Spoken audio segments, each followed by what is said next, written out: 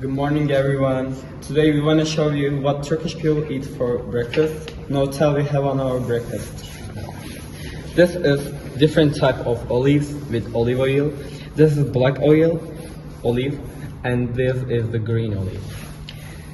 Then we have on the staple different type of cheese. This cheese are with herbs in it. This is from Erzurum.